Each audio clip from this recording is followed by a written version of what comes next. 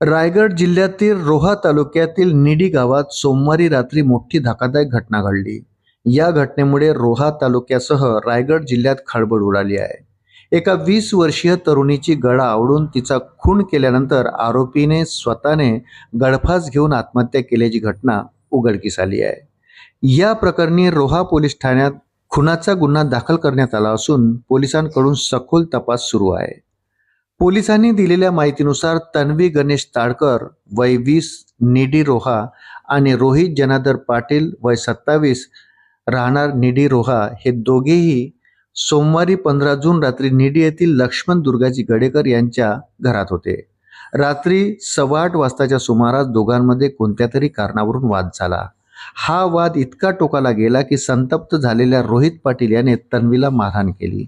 एवढेच नाही तर नायलॉनच्या दोरीने तिचा गळा आवळला. यात तन्वीचा मृत्यू झाला.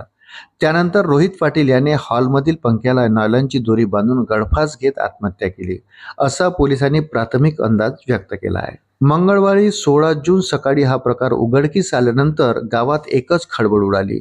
या घराचे मालक लक्ष्मण गडेकर यांचे 2 वर्षापूर्वी निधन झाले असून त्यांचा मुलगा नोकरीनिमित्त परदेशात आहे, तर कुटुंबातील इतर सदस्य ठाण्यात वास्तव्यास आहेत.